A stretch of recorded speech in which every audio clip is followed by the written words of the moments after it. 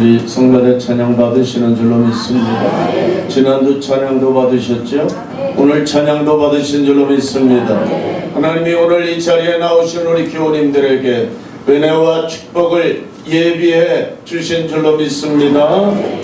우리 기독교회는 11월 1일에 되면 전 세계적으로 추수감사절 지키는데요. 이 추수감사절의 유래는 미국의 정교도들에 의해서 찾을 수가 있는 것입니다.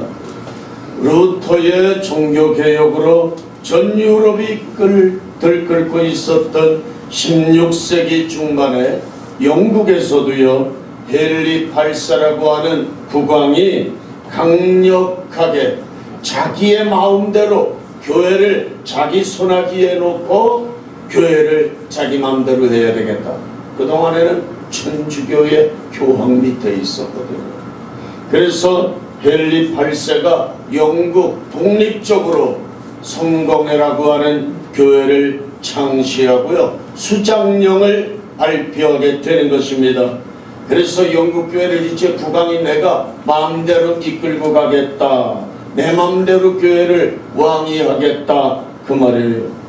그래서 여기에 반대하는 무리들이 성경 말씀대로 경건하게 생활해 보겠다고 하는 입장을 취했는데, 이들이 청교도인 것입니다. 이들은 영국 성공회의 분립파에 속하는 사람들의 박해를 견디다 못해서 신앙의 자유를 지키기 위해서 이웃나라 네덜란드로 건너갔어요. 저들은요, 이제 콜럼버스가 발견한 신대륙으로 가기 위해서 7년 동안 열심히 일해서 돈을 모아가지고 배 한 척을 샀는데 스피드웰이라고 하는 배입니다. 그런데 알고 보니까 그 배는요, 장기간 동안 이렇게 항해하는데 부적절한 배라고 하는 걸 알았어요. 그래가지고 저들은요, 그 배를 팔아버리고 다시 한 척의 배를 사게 되는데, 그 배가 유명한 메이플라워라고 하는 배인 것입니다.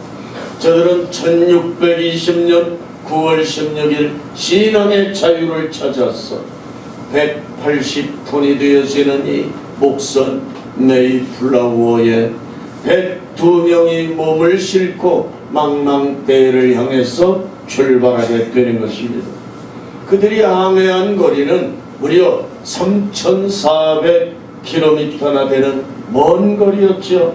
너무나 멀고 긴 여행을 견디지 못한 사람들이, 중간에 많은 사람들이 배 안에서 죽었어요. 먹을 물이 부족하지요. 양식이 부족한 가운데 내지니 험난한 65일간의 항해 후에 1620년 11월 9일 드디어 미국 동부 케이프 카드에 도착하게 되는 것입니다. 그런데 거기 올라가 보니까 너무나도 주변 환경이 너무나 악조건이어서 다시금 거기에서 서쪽으로 50km 정도 배 타고 이동해서 땅에 올라갔는데, 그 땅이 바로 프리모스라고 하는 항구인 것입니다. 미국을 가보게 되면 보스턴을 거쳐서 이 프리모스에 가는데, 지금도 가게 되면 저들이 타고 온 그 메이플라워 배가 기념으로 남아있는 것을 보게 되는 것입니다. 그런데 청교도들이 이 미국 매사추세츠 주 이 프리모스 항구에 도착하기 전 10여 년 전에 1608년에 헌터라고 하는 함장이 이끄는 배가 이 영국 배인데요, 이미 프리모스 항구에 도착한 적이 있었어요. 무역을 위해서 그곳에 살고 있었던 인디안들을 만났는데, 인디안들 그 족속의 이름이 완파나옥이라고 하는 인디안이, 저들과 협상을 하다가 협상이 안 돼가지고요, 이 사람들이 영국 함정이지요, 영국 배가 이 인디안들을 몽땅 잡아버리는 겁니다. 잡아가지고 생포해서 배에다가 싣고 스페인으로 가서 이 노예로 팔아버리게 되는 거예요. 그래서 이제 노예가 되어져서 팔려나갔는데, 그 노예들 중에 누가 있었냐? 스칸토라고 하는 청년 한 사람이 있었어요. 이 사람은 어디로 팔려가느냐? 스페인의 사제에게 팔려가게 되었고요. 그 친절하고 믿음이 좋은 사제는 이 스칸토에게 복음을 전해 주었고, 이 사람은 하나님을 알고 예수 믿는 사람이 됐습니다.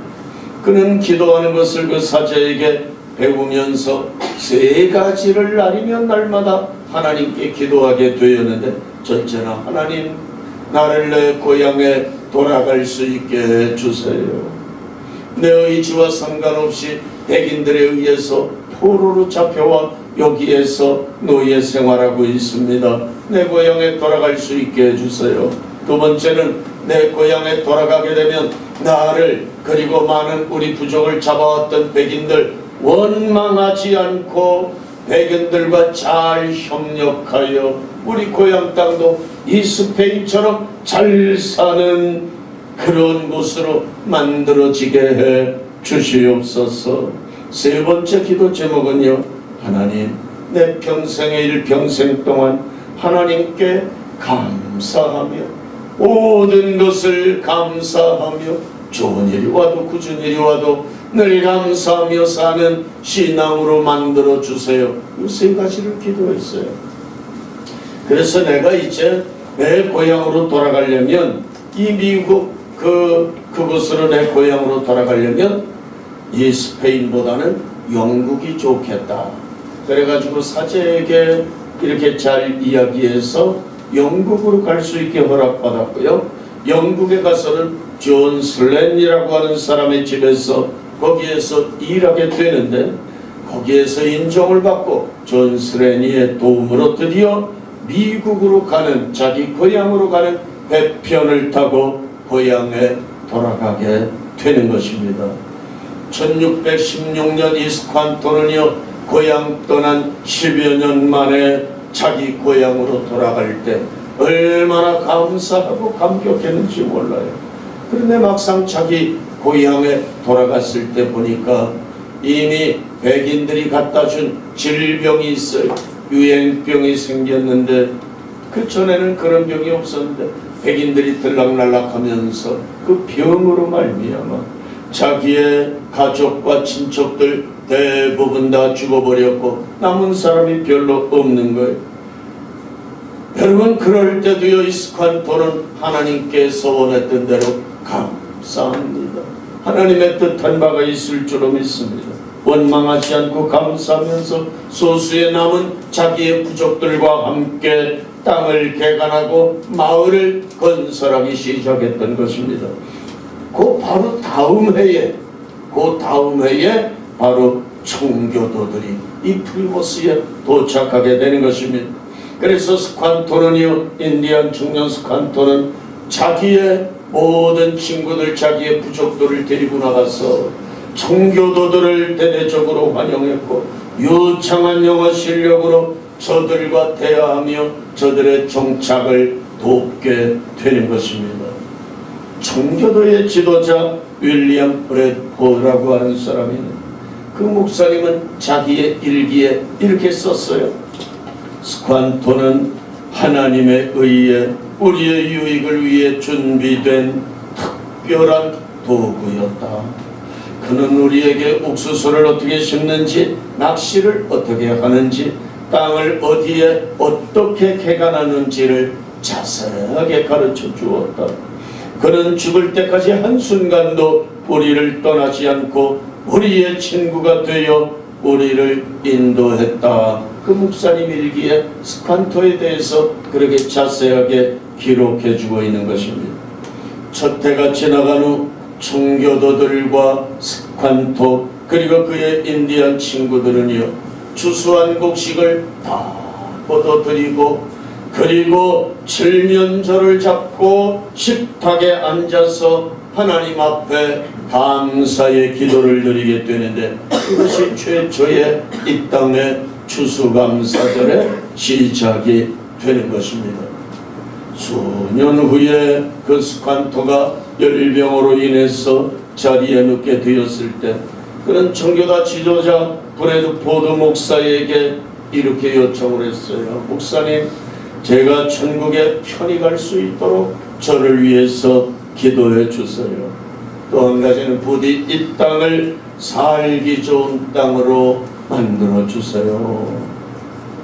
그는 눈을 감기 전에 조용하게 그의 입술에서 흘러나오는 기도를 드릴 수 있었는데, 오 하나님 감사합니다. 내 기도를 들어주신 우리 하나님 감사합니다. 이 땅을 축복해 주세요 하면서 조용히 눈을 감았던 것입니다. 오늘의 미국이 존재할 수 있었던 것은 스관토라고 하는 사람을 하나님이 미리 예비해 주셨기 때문인 것입니다. 그래서 1787년 미국의 초대 대통령이었던 조지 워싱턴은 11월 26일을 감사절로 선포했고요. 이후에 링컨은 11월 마지막 목요일을 추수감사절로 선포했고, 루즈벨트 대통령은 세 번째 목요일을 추수감사절로 선포했던 것이 오늘의 감사절이 된 것입니다. 이처럼 미국에서부터 시작된 추수감사절은 전 세계로 퍼져나갔고, 미국 선교사님들에 의해서 복음을 받은 우리 한국교회도 11월 셋째 주일을 추수감사절로 지키게 되어진 것입니다. 추수감사절은요, 하나님의 은혜를, 하나님이 우리에게 내려주신 은혜를 감사하는 절기입니다. 하나님은 감사하는 사람을 사랑하시지요. 감사하는 사람을 기억해 주시고 감사하는 사람에게 더 큰 은혜와 더 큰 복을 내려 주시는 것입니다. 그러기에 우리 자신들도 하나님 앞에 감사하는 마음, 감사의 신앙을 가져야 되겠지만, 그런데 이거보다도 더 중요한 건 뭐예요? 우리의 자녀들인 것입니다. 우리의 자손들이 복받고 잘 살게 되기 위해서는 우리 자녀들이 이 감사의 신앙을 소유할 수 있어야만 되는 것이에요.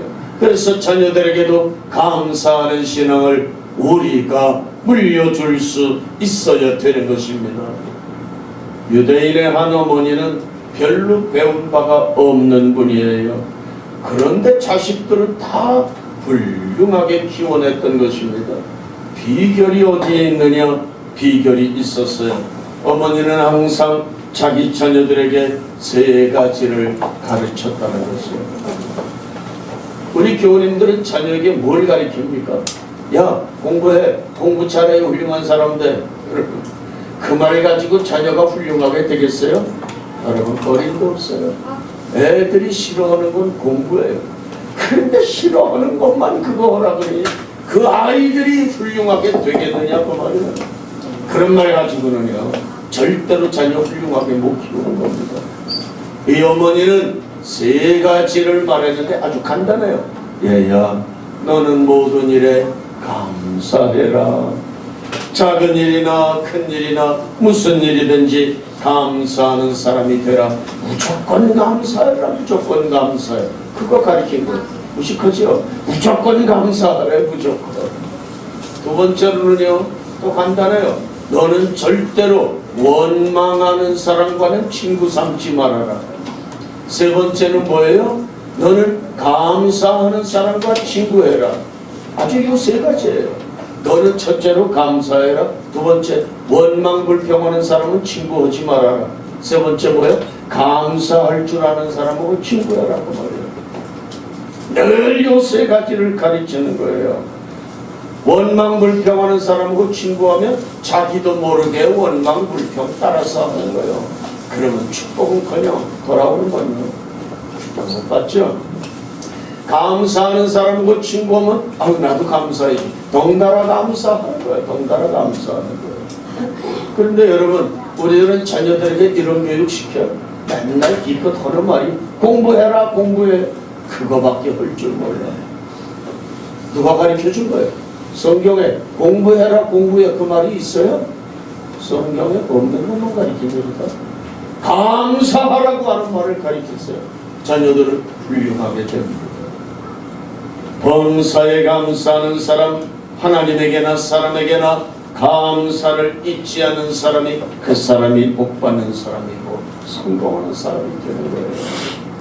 이 세상에는요, 세 가지 종류의 사람이 살아가요. 첫째로는요, 감사를 모르는 사람입니다. 일평생 감사 모르고 살아가는 사람이 있어요. 이 사람은요, 마음속에 원망과 불평만 가득합니다. 이 사람의 눈은 뭐가 씌웠는지 뭐 보느냐, 사람들을 볼 때 뭘 볼 때 잘못된 점, 허물, 잘못 이런 것만 딱딱 보여. 무슨 너무 안경을 보는 걸 썼는지. 하여간 허물 잡을 거, 잘못된 거, 부족한 거, 꼬투리 잡을 이런 것만 보이는 사람이 있어요. 그래서 언제든지 그거 공격하고 자기가 당하는 일도요 맨날 원망하고 불평해. 큰일 났네, 큰일 났네. 남들은 다 잘 되는데 난 이게 뭐야? 왜 그렇게 원망 불평합니까? 무슨 일이 나에게 왔다 하면 왜 원망하고 불평해요? 원망하고 불평하는 이유가 어디 있어요? 내가 요 일을 지금 볼 때 내가 볼 때 좋지 않은 일을 당했는데 요것 때문에 나의 미래가 나쁘게 되어질 것이라고 하는 예측을 하기 때문에 원망 불평하는 거예요. 미래를 내가 예측하는 거예요. 여러분, 미래가 여러분들 겁니까? 우리의 미래는 누구 손에 달렸어요? 하나님 손에 달렸어요. 전능하신 하나님께서 우리를 어떻게 인도하시는지 우리는 그저 감사하고 하나님 나의 여생을 하나님께 맡깁니다.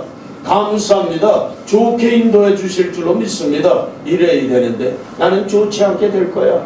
나는 망할 거야. 그건 누가 갖다 준 거예요? 성경에 그런 게 있어요? 여러분, 요셉이라고 하는 사람은요, 일평생 원망 불평이 없는 사람이에요. 원망 불평이 없어요. 요셉이 자기 형들에게 팔려갔잖아요. 형들이 친형들이 인신내 먹으면 팔려갔어요. 처음에 장난인 줄 알았더니 진짜더라고. 팔려가서 노예로 살았어요. 여러분, 그때 요셉이 한마디라도 원망 불평 자기 형들에게 안 했어요. 너 하는 게 아니에요. 그리고 요셉이 그 집에 팔려간 집에서 열심히 일했지만 또 죄를 뒤집어 쓰고 감옥에 갔어요. 그럼 자기에게 죄를 뒤집어 씌운 사람들 나중에 원수 갚았어요? 갚을 권세가 있었지만요, 한마디 원망 불평도 안 했어요. 그럼 팔려갔을 때 또 감옥에 갔을 때 내가 이제 감옥에 가서 이제 영원히 나는 감옥에서 못 나올 거야, 미래를 예측하고 원망 불평했던가요? 아니요. 하나님, 내 미래는 하나님 손에 달려 있습니다. 요셉은 늘 긍정적으로 미래를 본 거예요. 그리고 늘 감사했던 것입니다. 두 번째는요, 첫째로는 무슨 일만 있으면 원망 불평하는 사람. 두 번째는요, 좋은 일이 있으면 감사하고 좋지 않은 일이 있으면 감사할 줄 모르는 사람. 보통 사람들이 그렇잖아요. 아이고, 좋은 일이 있으면 아이고 하나님 감사합니다. 좋은 일이 있으면 그랬어야 되겠어요. 세 번째는 어떤 유형의 사람입니까? 좋은 일이나 좋지 않은 일이나 무조건 감사하고 하나님 할렐루야 감사합니다. 무조건 감사하는 사람이에요. 왜요? 하나님이 나의 장래를 더 아름답게 해주시고 더 크게 축복해 주실 것을 믿는다고 하는 그 신앙. 여러분, 스스로 생각해 보세요. 무조건 원망 불평하는 사람, 좋은 일이 있을 때만 감사하는 사람. 세 번째, 무조건 모든 걸 100%다 감사하는 사람. 어떤 게 멋있고 좋아요? 세 번째 아니겠어요? 그래서 우리는요, 이렇게 말씀을 생각하면서 나는 어떤 유형의 사람인가를 생각하고 나를 바꿔야 되는 줄로 믿습니다. 여러분, 감사가 없는 사람은 행복할 수가 없어요. 감사라고 하는 걸 통해서 그 뒤에 행복이 따라오는 거예요. 감사 없이 나는 행복하다 하는 사람이 있어요? 그건 말이 안 되는 거예요. 감사하는 사람이 그 뒤에 따라오는 게 뭐예요? 행복이라고 하는 게 따라오는 것입니다. 여러분, 감사하는 사람에게는 왔다가도 떠나가는 게 있어요. 그게 뭔지 아세요? 하나님 앞에 늘 감사하고 무슨 일이든지 감사하면 왔다가 떠나가는 게 있어요. 그게 마귀 사탄이에요. 마귀 사탄은요, 우리를 시험하고 우리를 넘어뜨리려고 왔다가 감사하는 사람만 보면 아이고 저 사람은 뭐 걸 자리가 없어. 걸 자리가 없어. 원망 불평하는 사람은 100% 걸리는 겁니다. 그런데 늘 감사하며 사는 사람은 뭐 걸려야 걸 수가 없어서 아이고 저 사람은 못 당해 항복하고 떠나가는 것이에요. 사랑하는 여러분, 그러므로 감사의 사람이 되어지시기를 바랍니다. 우리는요, 무심코 지나가는 것들로 인해서 감사해야 마땅한 자리에서 감사하지 못할 때가 너무너무나 많아요. 이건 감사해야 되는데 너무 무심코 지나가. 금년에 우리나라에 뭐 처음에 비가 안 와가지고 뭐 농사가 망했느니 어쨌느니 그랬는데 들판에 가보세요. 이렇게 벼가 이거 지금 다 추수됐어요. 여러분, 우리에게 농사가 잘 되게 하시고 우리나라에 먹을 것 넉넉하게 해주신 하나님 앞에 찬양하고 감사해야 될 줄로 믿습니다. 우리 얼마나 감사했어요. 우리나라의 한반도에 저 남쪽에서부터 무슨 태풍 뭐 태풍들이 수없이 많이 올라왔지만 우리나라 다 비켜가고 한 개도 이 태풍이 들이닥치지 않았어요. 물론 처음에 뭐 가수원에 뭐 사과가 떨어지고 뭐 배 떨어지고 그런 거 있었지만 여기 보세요. 대체적으로 다 잘된 것입니다. 여러분, 다른 나라에는요 진도 6, 7 뭐 이상의 지진이 내려서 수백 명 죽고 수천 명, 어떤 때는 수만 명도 죽어요. 도시 전체가 파괴가 되는 경우도 많잖아요. 근데 우리는요 5.4, 지난번에는 6.6인가 얼마고 이번에는 5.4. 물론요 800명 이재민이 있지만 아직까지 죽은 사람은 없잖아요. 지진이 어떤 것인지 너희들이 좀 경각심 가져라. 지진에 대한 예비를 해라. 하나님이 우리 민족 사랑하시는 줄로 믿습니다. 여러분, 이거 다 감사해야 되는 일이에요. 우리 감사 안 해. 감사 안 해. 우리 여우님들 집에 전기가 들어와서 스위치만 키면 화나고 스위치만 틀면 뜨거운 바람이 나오고, 여러분 이 전기를 쓰는 것에 대해서 얼마나 감사해 보셨습니까? 이 지구상에는요 전기에 혜택 없이 사는 사람이 20억도 더 되는 것입니다. 저들에 비하면 우리는 얼마나 감사할 조건이 있는 사람이에요. 주방에서요 수도꼭지를 틀기만 하면 물이 콸콸 쏟아집니까? 그것을 인해서 얼마나 하나님께 감사해 보셨습니까?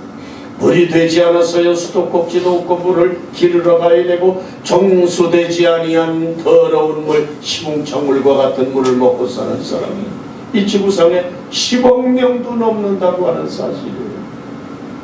우리 교우님들 한 달에 생활비 얼마 됩니까? 200만 원 됩니까? 300만 원 됩니까? 3만 원 이상은 되시겠죠? 이 지구상에는요 하루에 돈 1,000원 미만으로 살아가는 사람들이 얼마나 많은지 아세요? 12억 명이나 된다고 하는 사실이에요.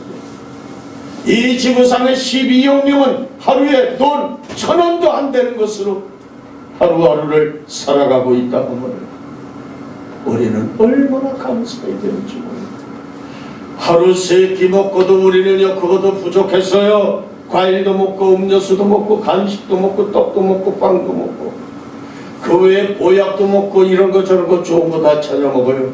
그런데 하루에 한 끼만 먹으면서 목숨을 연명하느라 영양실조에 걸린 사람들이 이 지구상에는요 8억 명 이상이 된다고 하는 사실이에요.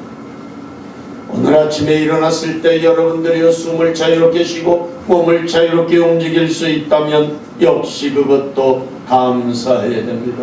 이번 주 안에 죽을 사람이 100만 명 이상이 된다고 하는 사실입니다. 이번 주 안에 죽을 사람이 100만 명 되는 거예요. 그러니 우리는 얼마나 감사합니까?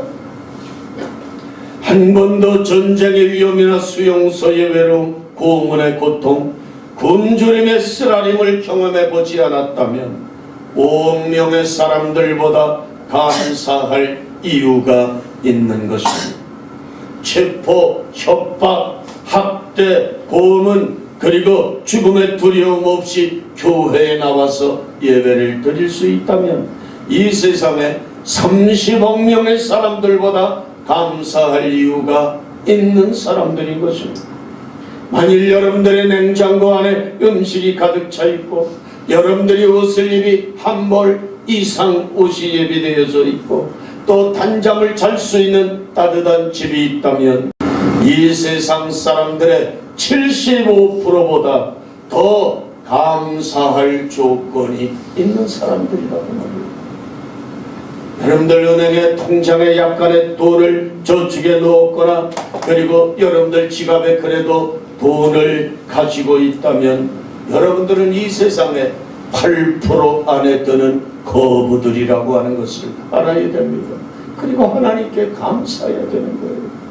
우리는요, 좀 생각해 보면 이처럼 감사할 조건들이 차고 넘치는데도 감사하지 못한 채 너무나도 욕심꾸러기가 되었어. 다른 사람을 보고 여러분 누구처럼 됐으면 좋겠어요? 이건희 회장처럼 됐으면 좋겠습니까? 누구처럼 되면 좋겠어요? 그런 것만 바라보고 맨날 나 부족하다고 나 없다고 원망 불평하고 삶을 산다면 우리는 무지몽매한 인생은 아닌지 우리 자신을 돌아보아야만 할 것입니다. 우리 여우님들 매사에 무슨 일이 있든지 감사하시고 감사의 조건을 따라 하나님 앞에 감사를 드리시기를 바랍니다. 감사하는 인생은 점점 올라가는 인생이 돼요. 외국에 나갈 때 비행기를 타게 되는데 비행기를 보면요 얼마나 사람들이 많이 타는지 몰라. 그리고 그 사람들이 가져가는 짐 다 붙이게 되면요 다 비행기 안에다 그 많은 짐 제곡제곡쟁이 사람들은 빈자리 없이 다 가득 찹니다. 비행기가 얼마나 무겁겠어요. 그런데도요 비행기가 엔진에 불을 붙이고 쫙 그렇게 되면 올라가는 거예요. 하늘에 올라가지 않습니다. 올라가려면 엔진에 불을 붙이려면 뭐가 있어야 돼요? 연료가 있어야 되는 거예요. 연료가 태워져야 비행기는 힘을 얻어서 하늘 창공으로 올라가는 거예요. 여러분 우리 인생이 비행기가 하늘로 올라가듯이 우리 인생이 점점 비상하는 인생이 되려면 뭘 태울 수 있는 뭐가 있어야 되잖아요. 비행기 올라가려면 연료가 태워지듯이 우리가 올라가는 인생이 되려면 뭔가 태워지는데 태워져야 되는 게 있는데 그게 뭐냐? 그게 바로 감사인 것입니다. 감사하면 그 인생은 비상하는 인생이 되어지는 거예요. 여러분 감사하면 건강도 비상하게 됩니다.